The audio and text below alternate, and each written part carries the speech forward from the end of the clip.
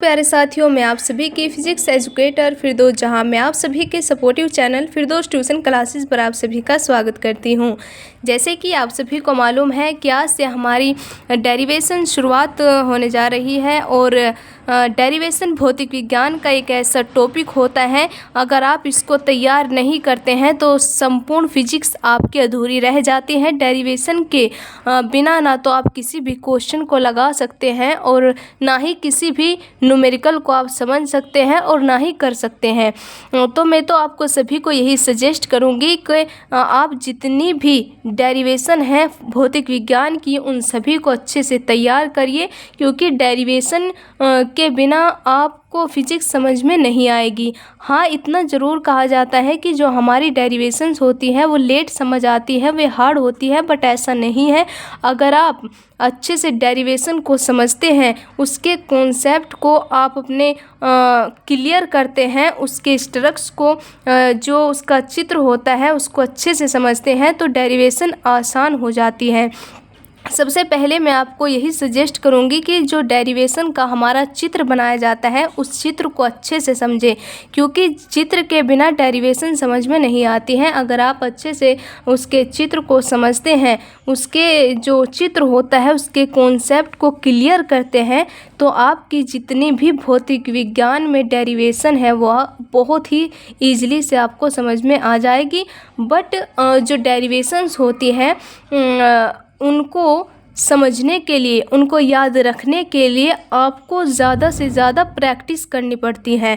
Practice से ही हमारी जो डेरिवेशन होती है वे तैयार होती है, और जितनी ज़्यादा आप डेरिवेशन की प्रैक्टिस करेंगे उतना ज़्यादा आपका जो आत्मविश्वास है वो डेरिवेशन के प्रति बढ़ता है, क्योंकि डेरिवेशन जितना ज़्यादा प्रैक्टिस की जाती हैं उतना ही ज़्यादा हमें समझ में आती है और लॉन्ग टाइम तक हमारे याद रहती है।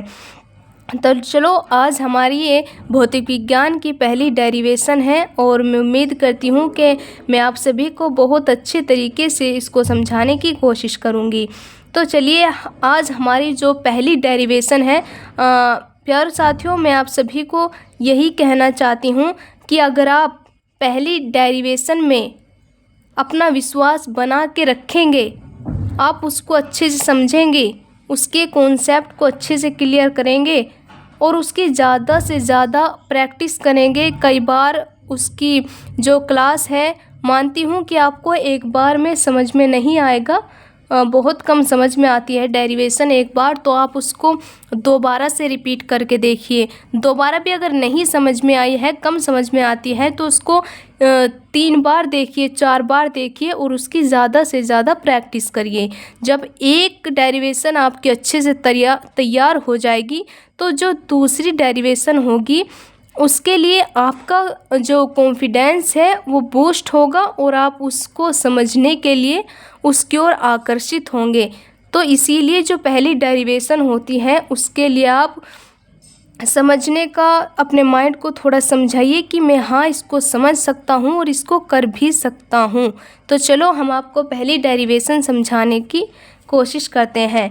जो हमारी भौतिक विज्ञान में पहले चैप्टर की जो पहली डेरिवेशन है वो ये है, विद्युत द्विध्रुव के कारण अक्षीय स्थिति में विद्युत क्षेत्र की तीव्रता। देखिए प्यारे साथियों, जो हमारा विद्युत द्विध्रुव है इसको मैंने आपको ऑलरेडी पिछली क्लास में समझा दिया था। और जो हमारा एक शब्द आया है अक्षीय स्थिति, इसका क्या मतलब होता है, तो जब मैं इसके फिगर को समझाऊंगी, इसके स्ट्रक्चर को समझाऊंगी, तो अक्षीय का मतलब भी मैं आपको इसी में समझाऊंगी। इसके बाद आता है विद्युत क्षेत्र की तीव्रता। तो विद्युत क्षेत्र की तीव्रता भी मैंने आपको ऑलरेडी समझा रखा है, आप क्लासेस देख लीजिएगा। तो ये जितने भी वर्ड यहाँ पर लिखे हैं वो आपको ईजिली समझ में आ जाएंगे। तो विद्युत द्विध्रुव के कारण अक्षीय स्थिति में विद्युत क्षेत्र की तीव्रता। तो प्यारे बच्चों, विद्युत द्विध्रुव के कारण कहा है ना, तो सबसे पहले हम विद्युत द्विध्रुव को ही मान लेते हैं। तो मैंने यहाँ पर एक विद्युत द्विध्रुव मान लिया है, जिसके एक बिंदु को मैंने ए माना है और एक बिंदु को मैंने बी माना है, और इनके जो बीच की जो डिस्टेंस होती है, जो इनके बीच की दूरी होती है, वो हमारी 2L होती है। मैंने आपको विद्युत द्विध्रुव को बहुत ही अच्छे से समझाया है, प्लीज़ आप उस क्लास को देख लीजिएगा तो आपको इजीली समझ में आ जाएगा। जो हमारा ए बिंदु है इस पर हमारा नेगेटिव चार्ज रखा है और जो हमारा बी बिंदु है इस पर हमारा पॉजिटिव चार्ज रखा है। और अब विद्युत द्विध्रुव बना कर के तो हमने तैयार कर लिया है। अब इसमें कहा है विद्युत द्विध्रुव के कारण अक्षीय स्थिति में, तो मैं बताती हूँ कि जो अक्षीय स्थिति होती है ये किसको कहते हैं। तो ये हमारा विद्युत द्विध्रुव ए बी है जिसके बीच की दूरी 2L है, जिसको हम अल्प दूरी के नाम से जानते हैं। इसके ए बिंदु पर मैंने माइनस आवेश रखा है और इस बी बिंदु पर मैंने प्लस का आवेश रखा है। तो इसका एक मध्य बिंदु होता है O। आप कुछ भी मान सकते हैं, मैंने इस विद्युत द्विध्रुव के मध्य बिंदु जो होता है उसको मान लिया है O। और इस मध्य बिंदु O से स्मॉल r दूरी पर, किससे, इस मध्य बिंदु O से स्मॉल r दूरी पर एक बिंदु मैंने P मान लिया है। क्या माना है, इस मध्य बिंदु O से स्मॉल r दूरी पर, कितनी दूरी पर, स्मॉल r दूरी पर मैंने एक बिंदु P माना है, जिस पर हमें विद्युत क्षेत्र की तीव्रता ज्ञात करनी है। एक बार मैं फिर से समझा देती हूँ, क्योंकि जितना अच्छे से आप इसके चित्र पर ध्यान देंगे, इसको अच्छे से समझेंगे, उसके बाद ही जो डेरिवेशन का आगे कॉन्सेप्ट है वो आपको समझ में आएगा। अगर आपको फिगर ही समझ में नहीं आता है, अगर ये चित्र ही आपको समझ में नहीं आया, तो आगे समझने की तो फिर कोई बात रही नहीं, क्योंकि फिर आपको आगे डेरिवेशन समझ में आएगी ही नहीं। तो मैं आपको यही सजेस्ट कर रही हूँ कि आप जितना ज़ोर दे सकते हैं समझने में, वो किसी भी डेरिवेशन के चित्र पर दीजिए, उसके फिगर पर दीजिए, क्योंकि जब फिगर अच्छे से तैयार हो जाएगा, समझ में आ जाएगा, तो आगे की जो डेरिवेशन है वो बहुत अच्छे से समझ में आ जाती है। तो एक बार मैं फिर से समझा देती हूँ कि मैंने एक विद्युत द्विध्रुव ए बी माना है, जिसके ए बिंदु पर मैंने माइनस Q आवेश माना है और बी बिंदु पर मैंने प्लस का Q आवेश माना है। और इन दोनों आवेशों के बीच की जो दूरी है वो है हमारी 2L, जिसको हम अल्प दूरी के नाम से जानते हैं। और इस विद्युत द्विध्रुव का एक मध्य बिंदु है जिसको मैंने O माना है। इस O से स्मॉल r दूरी पर एक बिंदु P माना है, जिस पर मुझे विद्युत क्षेत्र की तीव्रता ज्ञात करनी है। इसी बिंदु पर मुझे विद्युत क्षेत्र, क्योंकि इसी में कहा है ना कि विद्युत क्षेत्र की तीव्रता, यानी इस बिंदु P पर मुझे विद्युत क्षेत्र की तीव्रता ज्ञात करनी है। इसके मध्य बिंदु स्मॉल r दूरी पर एक बिंदु P माना है और इस पर मुझे विद्युत क्षेत्र की तीव्रता ज्ञात करनी है। अब इसमें एक वर्ड आया था अक्षीय स्थिति। तो प्यारे साथियों, अक्षीय स्थिति का मतलब यही होता है जो इस विद्युत द्विध्रुव के जस्ट में, यानी कि इसकी बिल्कुल सीध में जो हम बिंदु मानते हैं उसी को हम अक्षीय स्थिति कहते हैं। एक और इससे आगे इसकी डेरिवेशन आएगी, वो होती है हमारी विद्युत द्विध्रुव के कारण निरक्षीय स्थिति में। तो निरक्षीय का मतलब होता है परपेंडिकुलर, यानी कि 90 डिग्री में यहाँ पर ऊपर की ओर, तो उसको हम निरक्षीय स्थिति कहते हैं। बट जो इसकी बिल्कुल सीध में होता है उसको हम अक्षीय स्थिति कहते हैं। अब हम इस चित्र को आगे और समझाने की आपको कोशिश करते हैं। जैसे मैंने यहाँ पर, अब देखिए इसके बीच की जो दूरी है वो हमारी 2L है। अगर मैं इसकी आधी दूरी मानूँ तो वो होती है हमारी L। कितनी होती है L, और इधर की भी जो दूरी है हमारी वो भी है हमारी L। यानी कि मैंने इसको तोड़ दिया है, क्योंकि इसको और इसको मिलाकर के ही तो हमारा 2L हुआ ना। इसी प्रकार से जो ये हमारी 2L दूरी थी, इसको मैंने तोड़ कर के लिख दिया है। यानी कि इतनी L और इतनी L, जब हम इनको दोनों को ऐड कर देंगे तभी हमारी 2L बनती है। तो समझ में आया होगा आप सभी को। अब हम बात करते हैं कि जो हमारा पॉजिटिव चार्ज है, इसके कारण जो विद्युत क्षेत्र की दिशा होगी वो इससे दूर की ओर होगी। क्या होगी? इससे दूर की ओर होगी। जैसे हमने विद्युत बल रेखाओं में आप सभी को समझाया था कि जो धनावेश के कारण विद्युत बल रेखाओं की दिशा होती है वो उससे दूर की ओर होती है।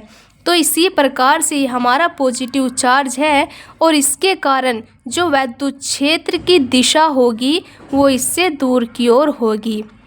वही उसके विपरीत अब जो हमारा ये नेगेटिव चार्ज है, इसके कारण जो विद्युत क्षेत्र की दिशा होगी वो अंदर की ओर होगी।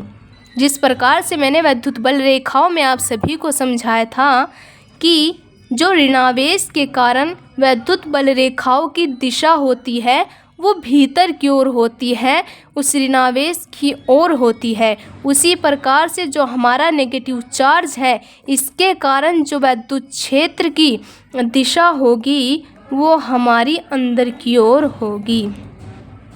आई होप ये जो कॉन्सेप्ट मैंने, ये चित्र, जो ये फिगर मैंने समझाया है वो आप सभी को अच्छे से समझ में आ गया होगा।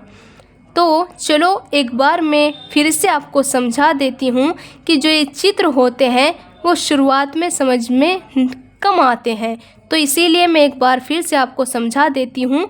और कुछ बच्चों को इसकी थ्योरी लिखने में बहुत ज़्यादा प्रॉब्लम आती है, लेकिन इतना ज़रूरी नहीं है। क्या एग्ज़ाम में थ्योरी लिखना ज़रूरी नहीं होता, लेकिन मैं फिर भी आपको बोल कर के इसकी सारी थ्योरी बता देती हूँ, उसके बाद आप खुद से लिख लेना। जैसे हमने एक विद्युत द्विध्रुव मान लिया है, जिसका एक बिंदु को मैंने A माना है और एक बिंदु को मैंने B माना है। इसके A बिंदु पर मैंने नेगेटिव चार्ज रखा है और इसके B बिंदु पर मैंने पॉजिटिव चार्ज रखा है। इन दोनों आवेशों के जो बीच की दूरी है वो हमारी 2L है, जिसको हम अल्प दूरी के नाम से जानते हैं। इसी विद्युत द्विध्रुव का एक मध्य बिंदु O है, जिससे स्मॉल r दूरी पर एक बिंदु P माना है। इस पर हमें विद्युत क्षेत्र की तीव्रता ज्ञात करनी है। अब जो हमारी ये पॉजिटिव चार्ज है, इसके कारण जो विद्युत क्षेत्र की दिशा होती है वो दूर की ओर होती है, और जो हमारा नेगेटिव चार्ज है, इसके कारण जो विद्युत क्षेत्र की दिशा होगी वो अंदर की ओर होगी।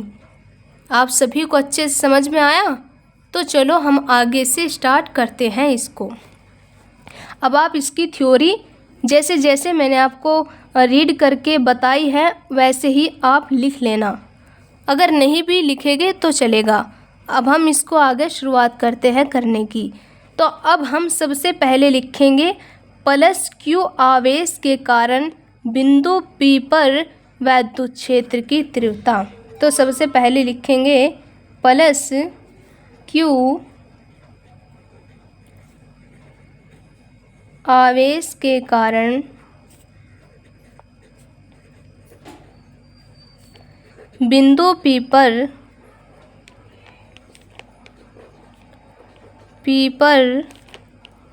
विद्युत क्षेत्र की तीव्रता, विद्युत क्षेत्र की तीव्रता।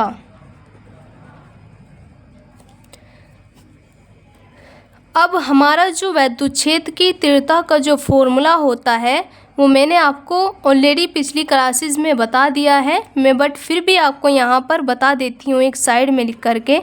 जो हमारा वैद्युत क्षेत्र की तीव्रता का जो फॉर्मूला होता है वो होता है हमारा E बराबर के 1/4πε0 Q बटे R स्क्वायर। ये हमारा वैद्युत क्षेत्र की तीव्रता का फॉर्मूला होता है। तो इसी फॉर्मूले का, इसी सूत्र का हम उपयोग करके प्लस Q आवेश के कारण बिंदु P पर वैद्युत क्षेत्र की तीव्रता को निकालेंगे। अब जैसे प्लस Q आवेश के कारण जो वैद्युत क्षेत्र की तीव्रता है यानी कि E1 वो हो जाएगी हमारी, इसी फॉर्मूले पर ध्यान दीजिए, 1/4πε0 Q। अब आपके माइंड में एक सवाल आया होगा कि यहाँ निकाल रहे हैं हम पॉजिटिव चार्ज के कारण, लेकिन यहाँ पर मैंने केवल परिमाण लिखा है।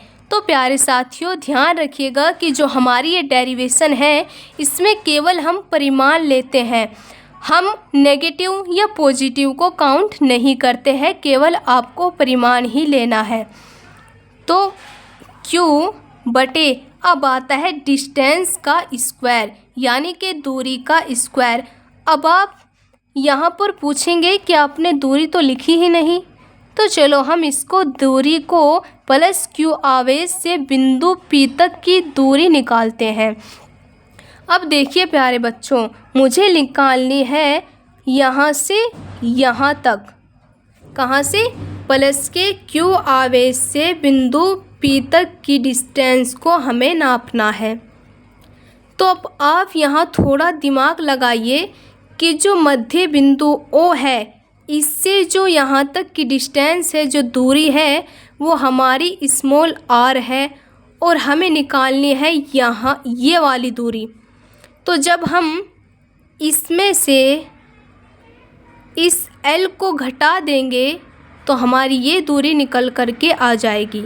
जैसे अगर मैं कहूँ कि हमारी डिस्टेंस है 5 और अगर ये हमारी 1 है तो हम इस 5 में से इस 1 को घटा देंगे तो ये हमारी 4 निकल कर के आ जाएगी।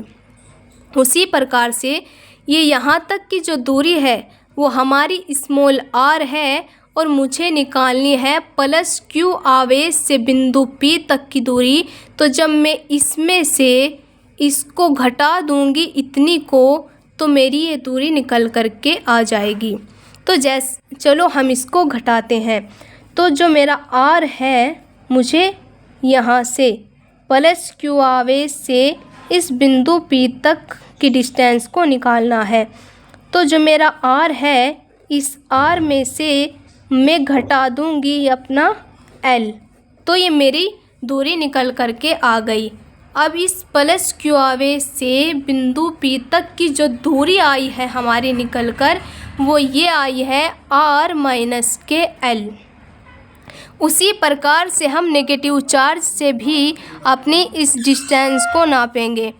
जैसे ये मेरा नेगेटिव चार्ज है और ये हमारा बिंदु P है, तो इससे यहाँ तक की जो दूरी होगी वो हमारी r प्लस के L हो जाएगी, क्योंकि यहाँ तक कि इसके मध्य बिंदु O से P तक की जो दूरी है, जो डिस्टेंस है वो है हमारी r। लेकिन हमें निकालनी है माइनस Q चार्ज से बिंदु P तक की दूरी।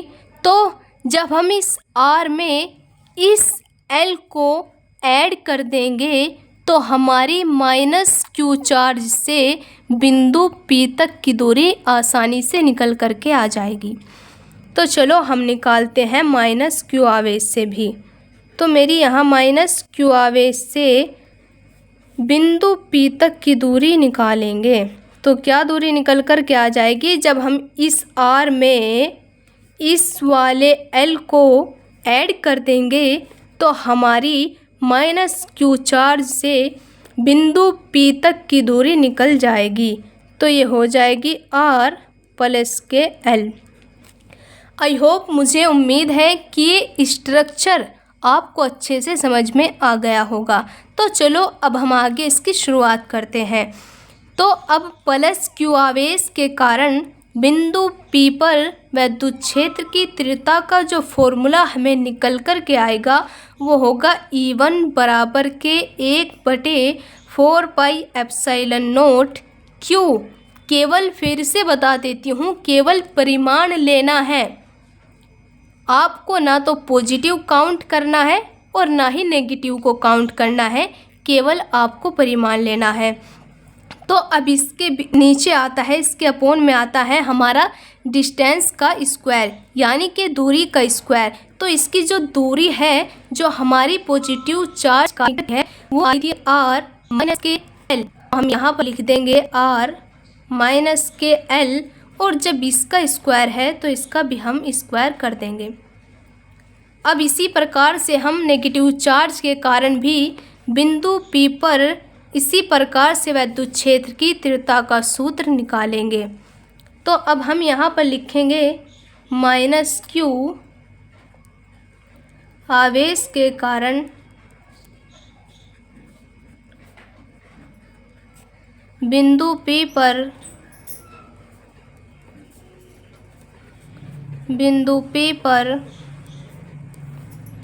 विद्युत क्षेत्र की तीव्रता।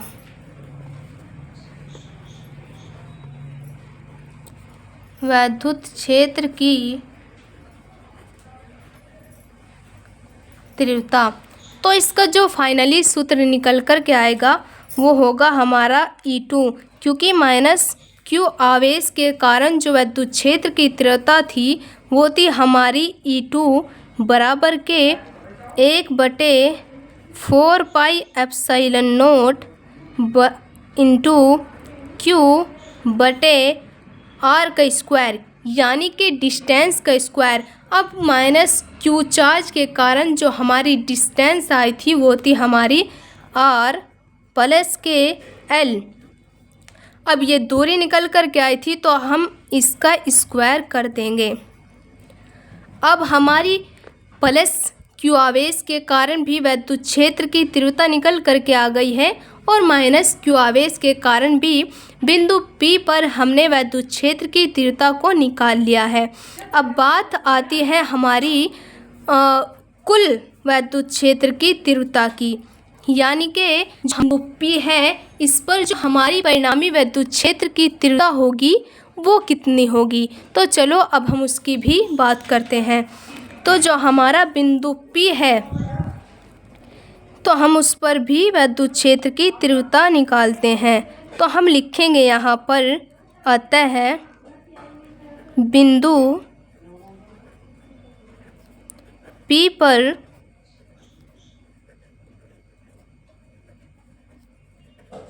विद्युत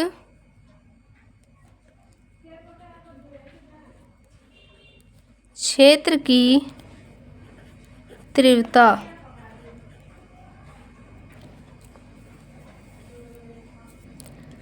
अब बात आती है हमारी, जैसे यहाँ पर हमने पॉजिटिव चार्ज के कारण जो हमारी विद्युत क्षेत्र की तीव्रता थी वो थी हमारी E1, और जो हमारे नेगेटिव चार्ज के कारण विद्युत क्षेत्र की तीव्रता थी वो थी हमारी E2। अब इनकी जो दोनों की डायरेक्शन है वो एक दूसरे के विपरीत है, यानी इसकी तो इधर की ओर है और इसकी इधर की ओर है, यानी दोनों की जो दिशाएं हैं वो एक दूसरे के विपरीत है। जब दोनों की दिशाएं एक दूसरे के अपोजिट होती है तो उनको हम घटा देते हैं, एक दूसरे में से उनको हम घटा देते हैं। तो चलो अब हम इनको घटाएंगे। अब बात आती है कि हम किसको किस में से घटाएंगे। तो चलो हम आपकी जानकारी के लिए बता देते हैं कि जो हमारा ये पॉजिटिव चार्ज है इससे जो हमारा E1 है वो इसके पास है, ज़्यादा दूर नहीं है, तो इसका जो मान होगा वो ज़्यादा होगा। वहीं उसके विपरीत अगर ये हमारा नेगेटिव चार्ज है तो इससे जो हमारा E1 है वो बहुत ज़्यादा दूर है, यानी इससे दूर है, तो इसका जो मान होगा वो इससे E1 से कम हो जाएगा। तो इसीलिए हम E1 में से E2 को घटाएंगे। तो चलो हम घटाते हैं। फाइनली जो हमारी विद्युत क्षेत्र की तीव्रता होगी उसको हम प्रदर्शित करते हैं E से। तो E बराबर के E1 माइनस के E2। अब हम यहाँ पर विद्युत क्षेत्र की तीव्रता निकालेंगे, कुल विद्युत क्षेत्र की तीव्रता। तो चलो हम बताते हैं कि जो हमारा E1 है, E1 को जो हमारा मान है वो हम इस सूत्र में यहाँ पर रख देंगे। जैसे E1 का मान है 1/4 पाई एप्सिलॉन नॉट Q बटे R माइनस के L का स्क्वायर, वो तो हम E1 के स्थान पर रखेंगे। और वहीं जो हमारा E2 है, जो हमारा E2 का मान है जैसे 1/4 pi epsilon not into Q बटे R प्लस के L का स्क्वायर, तो यह हमारा E2 का मान है, वो हम E2 के स्थान पर रख देंगे। तो चलो हम रख करके इसको आगे सोल्व करते हैं। जैसे हमारा ये सूत्र निकल कर के आया था कि E बराबर के E1 माइनस के E2। तो चलो अब हम इसको रखते हैं। जो हमारा E है, अब हम E1 की जगह इसका मान रखेंगे, इसका सूत्र रखेंगे जो मैंने अभी आपको बताया था। इसका जो मान है वो आया था हमारा निकल कर के 1/4 पाई एप्सिलॉन नॉट Q बटे R माइनस के L का स्क्वायर।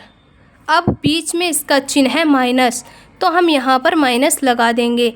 इसके बाद आता है हमारा E2 का भी हम यहाँ पर इसका मान रखेंगे। तो E2 का जो मान है वो है हमारा 1/4 pi epsilon not into Q बटे R प्लस के L का स्क्वायर।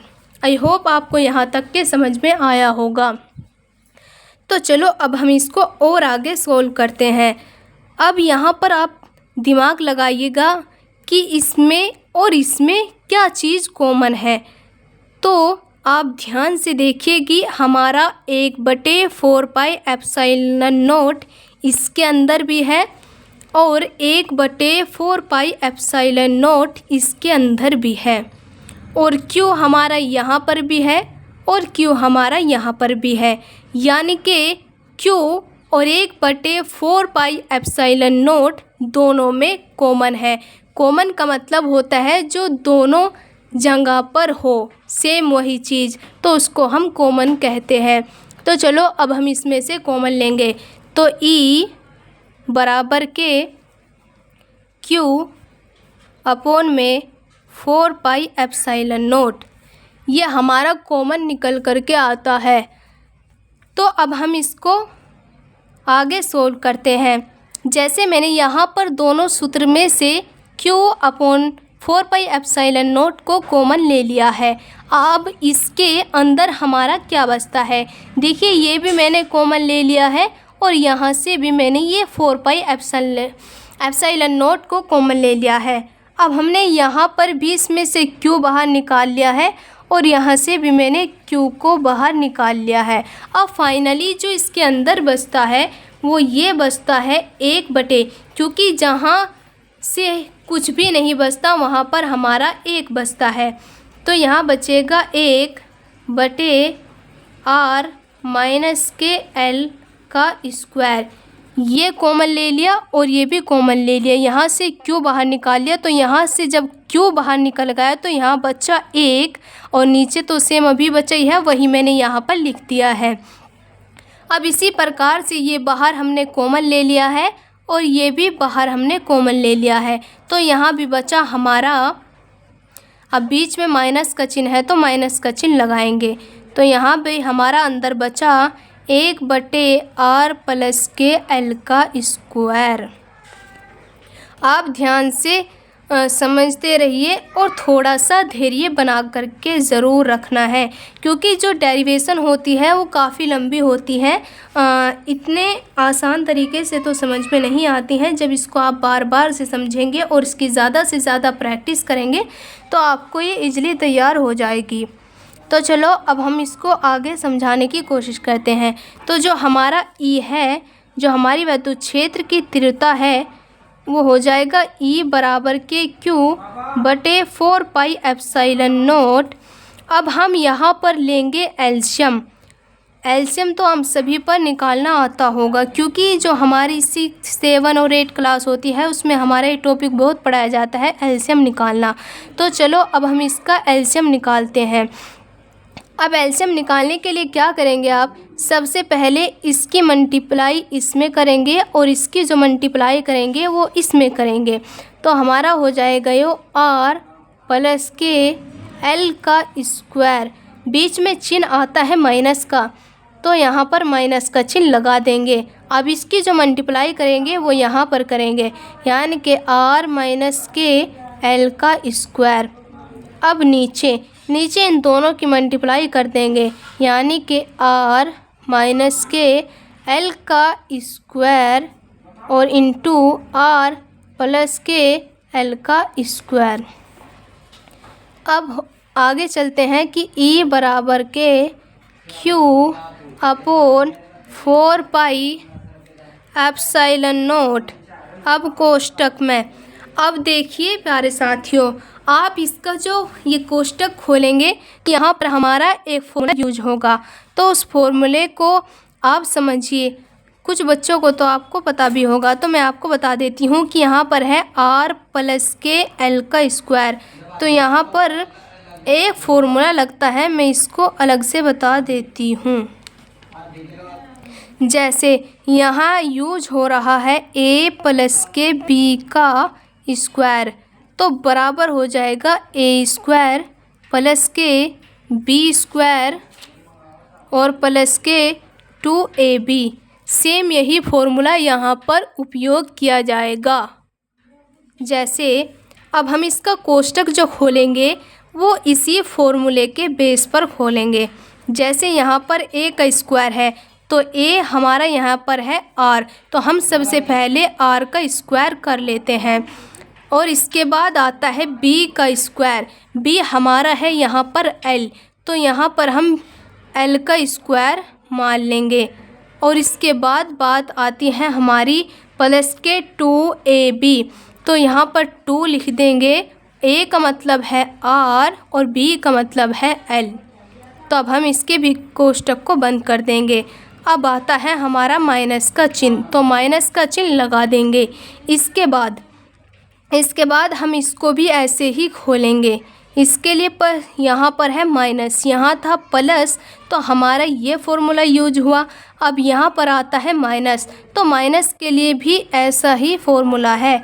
A माइनस के B का स्क्वायर बराबर हो जाएगा A स्क्वायर प्लस के B का स्क्वायर माइनस के 2AB। तो अब यहाँ पर हम खोलेंगे, यानी कि R स्क्वायर प्लस के L का स्क्वायर और माइनस के 2RL। अब इसके पश्चात जो हमारा नीचे है, यहाँ पर भी हमारा एक फॉर्मूला यूज होगा, तो हम उसको बता देते हैं। जैसे यहाँ पर दिया है R माइनस के L का स्क्वायर, यानी कि यहाँ पर जो फॉर्मूला यूज हुआ है वो है हमारा, हम आपको यहाँ बता देते हैं क्योंकि यहाँ जगह काफ़ी है, तो यहाँ हम बता देते हैं कि R माइनस के L का स्क्वायर, जो ये यहाँ इसके लिए जो फॉर्मूला हमारा यूज होगा वो होगा हमारा A माइनस के B का स्क्वायर लिखा है ना यहाँ पर, तो ये हो जाएगा हमारा A स्क्वायर माइनस के B स्क्वायर। और इसका भी जब स्क्वायर दिया गया है तो इसका भी हम स्क्वायर कर देंगे। और इसीलिए जो इसका है R प्लस के L, तो हम इसका भी ऐसे ही फॉर्मूला बना सकते हैं सेम। सेम ऐसे ही। तो चलो हम आगे इसको सोल्व करते हैं, यानी कि r माइनस के l। और जब हम इसका फॉर्मूला लगाएंगे जो होता है a प्लस के b का स्क्वायर, a माइनस के b का स्क्वायर बराबर होता है हमारा a स्क्वायर माइनस के b स्क्वायर और उसका भी होल स्क्वायर। तो चलो ऐसे ही हम यहाँ पर लगाएंगे। जैसे हमारा a u है तो हम इसका क्या करेंगे, स्क्वायर करेंगे r का। इसी प्रकार हमारा b है तो b हमारा यहाँ पर है l, तो इसका भी हम स्क्वायर कर देंगे। अब इसका भी स्क्वायर करना है तो इसका भी हम स्क्वायर कर देंगे। अब चलो अब इसको और आगे सॉल्व करते हैं, यानी कि e बराबर के q बटे 4 पाई एप्सिलॉन नॉट। जैसे r स्क्वायर प्लस के l स्क्वायर प्लस के 2rl, आगे हो जाएगा माइनस, यानी कि r स्क्वायर प्लस के l स्क्वायर और माइनस माइनस हो जाएगा, ये माइनस माइनस प्लस 2rl।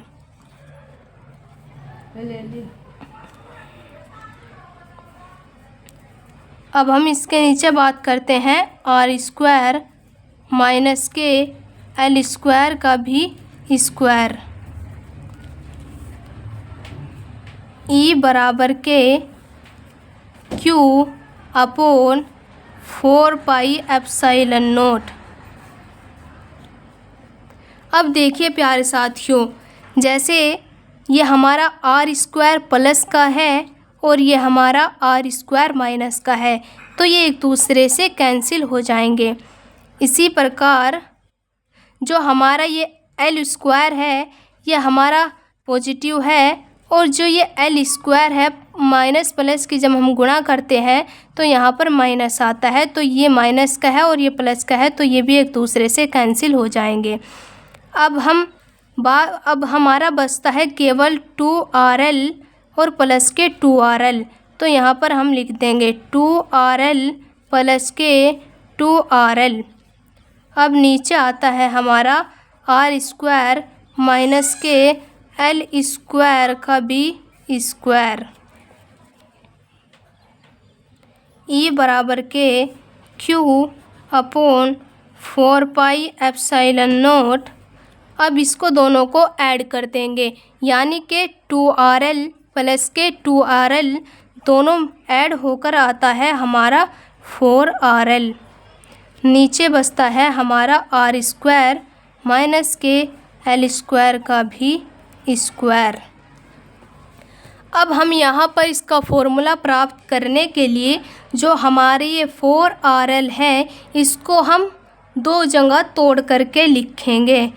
जैसे e बराबर के जो हमारा ये q है, अब हम इसको लिखेंगे q इंटू 2l, यानी कि q इंटू 2l का जो मतलब होता है वो होता है p, यानी कि वैद्युत द्विध्रुव आघूर्ण। अब जब हम इसको q को इसके साथ में लिखेंगे तो यहाँ पर बचेगा हमारा 1, यानी कि 1/4 पाई एप्सिलॉन नॉट कोष्टक में हो जाएगा हमारा q, क्योंकि हम इस q को इस कोष्टक के अंदर ला रहे 2l। अब इसमें से 2l तो बाहर चला गया, केवल क्या बचा, 2 बचा और r बचा, तो हम उसको लिख देंगे बाहर। नीचे बचा हमारा r स्क्वायर माइनस के l स्क्वायर का भी स्क्वायर। अब इसको हम और आगे सोल्व करते हैं, यानी कि e बराबर के 1/4 पाई एप्सिलॉन नॉट कोष्टक में आया था हमारा q इंटू 2l और 2r, नीचे था हमारा r स्क्वायर माइनस के l स्क्वायर का भी स्क्वायर। ये हमारा पीछे सोल्व हो करके आया था, तो मैंने यहाँ पर दोबारा से लिख लिया है ताकि आपको कोई कन्फ्यूजन ना हो। तो अब हम इसको और आगे सोल्व करते हैं। तो तो ई बराबर के 1/4πε0। अब यहाँ पर आता है Q into 2L। Q into 2L का मतलब होता है हमारा P, यानी को P को कहते हैं हम वैद्युत द्विध्रुव आघूर्ण। इसको मैंने पिछली ही क्लास में आपको बहुत अच्छे तरीके से समझाया हुआ है, तो आप उस क्लास को जाकर के देख लीजिएगा ताकि आपको ये वैद्युत द्विध्रुव आघूर्ण आसानी से समझ में आ जाए। अब Q इंटू 2L का जो मतलब होता है, यानी कि P बराबर होता है Q इंटू 2L। अब इतना लिखा है यहाँ पर Q इंटू 2L, यानी इसका जो मतलब होता है वो होता है P। वहीं मैंने यहाँ पर लिखा है, यहाँ पर आया है Q इंटू 2L, तो इसके स्थान पर मैंने P का उपयोग कर लिया है, क्योंकि Q इंटू 2L बराबर जो होता है वो होता है हमारा P, जिसको हम वैद्युत द्विध्रुव आघूर्ण के नाम से जानते हैं। अब बचा हमारा केवल बाहर 2R। अब जो नीचे बचा है वो है हमारा R² माइनस के L² का भी स्क्वायर। अब आप देखिएगा कि जो हमारा ये R², जो हमारी ये R है, इस सूत्र में इसके स्ट्रक्चर में समझिए कि जो ये R है ये इस L से काफ़ी बड़ा है, क्योंकि R तो यहाँ से लेकर यहाँ तक है और जो L है वो कि इससे देखो कितना छोटा है, यानी कि R L से बहुत ज़्यादा बड़ा है डिस्टेंस में। तो वही हम यहाँ पर लिखेंगे कि जो हमारा R है वो इस L से काफ़ी बड़ा है, इसीलिए जो हमारा R² है वो L² से और भी ज़्यादा बड़ा होगा। इसीलिए हम इसको L² को नेगनेट मान लेते हैं, इसको हम नगण्य मान लेते हैं। अब चलो हम आगे और समझाने की कोशिश करते हैं। तो इसीलिए जो हमारा ये L² है इसको हम क्या मान लेंगे, इसको हम नेगलेट मान लेंगे, यानी कि हम इसको नगण्य मान लेंगे। मानने पर अब हम इसको यहाँ से बिल्कुल ख़त्म कर देंगे, इसको नेगलेट मान लेंगे, यानी कि हम इसको L² को यहाँ पर रखेंगे ही नहीं। जैसे E बराबर के 1/4πε0। अब आता है यहाँ पर P इंटू 2R और नीचे R L को हम बिल्कुल ख़त्म कर देंगे, यानी कि R² बचा और इसका हमारा बचा स्क्वायर, यानी E बराबर के 1/4πε0। तो P इंटू 2R, अब जब इसका स्क्वायर है तो इसका भी हम स्क्वायर करके R की पावर 4 हो जाएगी, क्योंकि 2 पावर इसकी है और जब हम इसकी गुणा करेंगे तो इसकी पावर आ जाएगी 4। E बराबर के 1/4πε0। तो हम इस एक R से इसकी एक पावर को ख़त्म कर देंगे, यानी फाइनली जो हमें रिज़ल्ट प्राप्त होगा वो होगा 2P/R की पावर 3, क्योंकि जब यहाँ पर R की पावर 4 थी और एक R से इसकी एक पावर को मैंने ख़त्म कर दिया है, यानी कि एक R से एक पावर जब इसकी ख़त्म हो गई तो यहाँ पर बची R की पावर 3। और फाइनली जो हमारा अंत में ये एक सूत्र हमें प्राप्त होता है और इसी को हम वैद्युत द्विध्रुव के कारण अक्षीय स्थिति में वैद्युत क्षेत्र की तीव्रता का फॉर्मूला कहते हैं। यही वो फॉर्मूला है जिसे हम प्राप्त करने के लिए इतनी बड़ी डेरिवेशंस को किया है। तो ये हमारा अक्षीय स्थिति में वैद्युत क्षेत्र की तीव्रता का फॉर्मूला है। आई होप मैंने बहुत अच्छे तरीके से आपको ये डेरिवेशन समझाने की कोशिश की है, तो आप सभी को ये समझ में आई होगी। अगर आपको एक बार समझ में कम आई है तो आप इस क्लास को दोबारा से देख सकते हैं और इस डेरिवेशन की बहुत ज़्यादा प्रैक्टिस करिएगा। मैं उम्मीद करती हूँ कि आपको समझ में आ जाएगी और जो आने वाली आगे डेरिवेशंस है वो भी आपको एकदम क्लियर होती चली जाएगी।